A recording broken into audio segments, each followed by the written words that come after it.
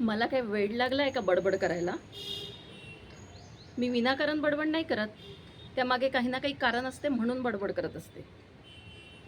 असे शब्द तुमच्या पण घरात कानावर येत असेल ना, तुमची आई म्हणा किंवा बायको म्हणा, अशी कधीतरी बोलत असेल ना, असं प्रत्येक स्त्री जवळपास मला तरी वाटते, की प्रत्येक स्त्रीच्या तोंडून हे शब्द निघत असतील, की मी काही उगाच बडबड करते का?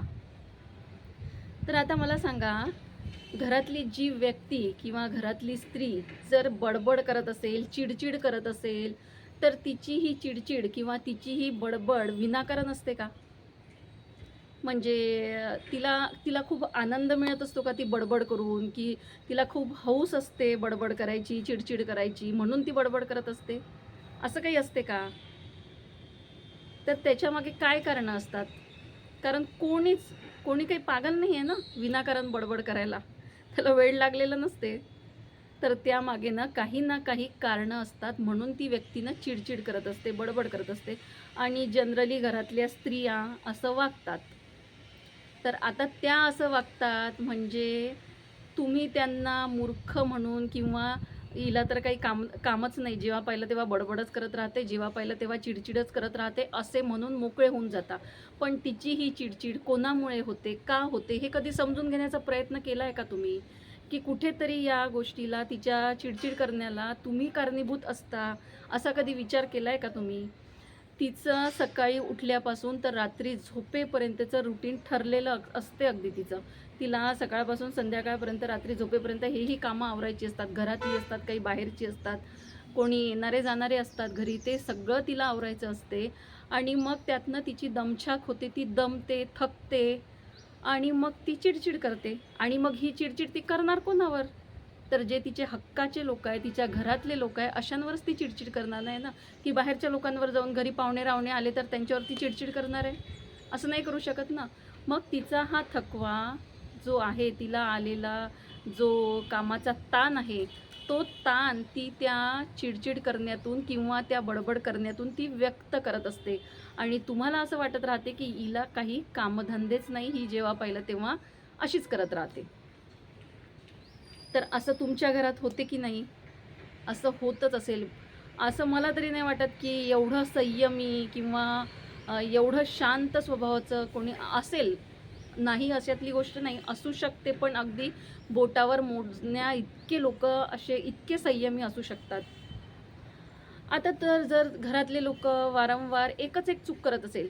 आता मुलं शाळेतनं आली की फेकली, आपली बॅग कुठे टाकली, आपले बुटं कुठे टाकले, आपलं सामान कुठे टाकलं, ते बिनधास्त टाकून देतात आणि मोकळे होऊन जातात. आणि ही जी आई असते घरातली, ती त्या मुलांना रोज सांगत असते, "अरे आपलं सामान नीट ठेवा, आपली बॅग उचलून ठेवा, आपले बूट सॉक्स एका जागेवर ठेवा."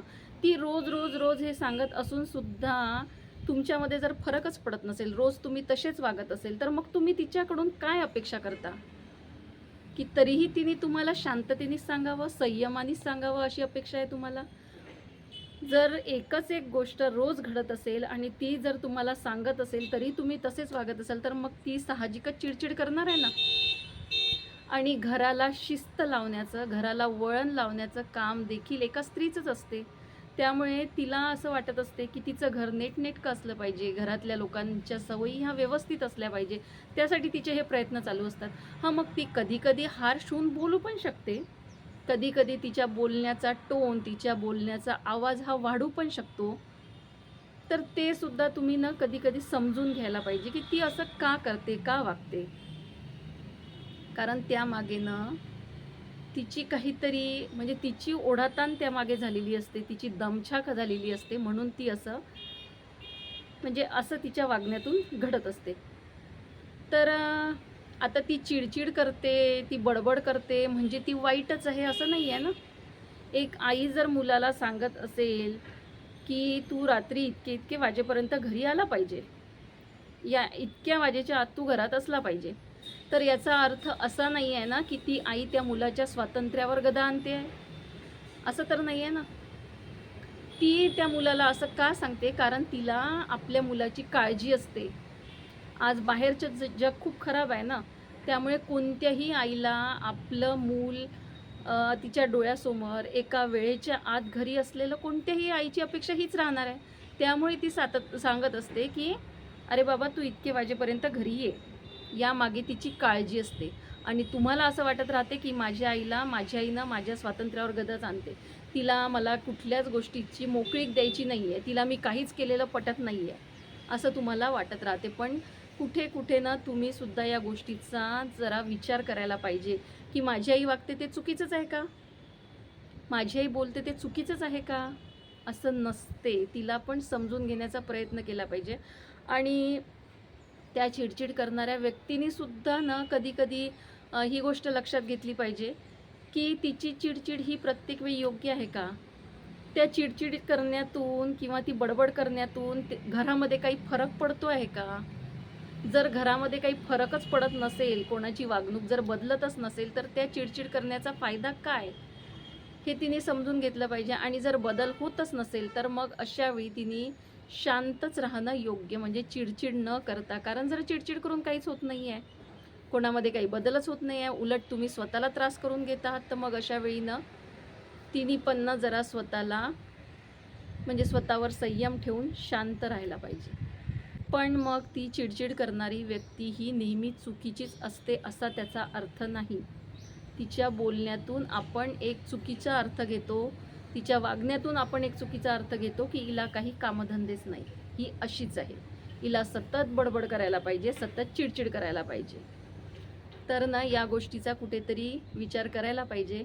आणि जर तुमच्या घरामध्ये सुद्धा अशी एखादी व्यक्ती असेल की जी सतत बडबड करत राहते, बोलत राहते, चिडचिड करत राहते, तर तुम्ही त्या व्यक्तीला समजून घेण्याचा प्रयत्न केला पाहिजे.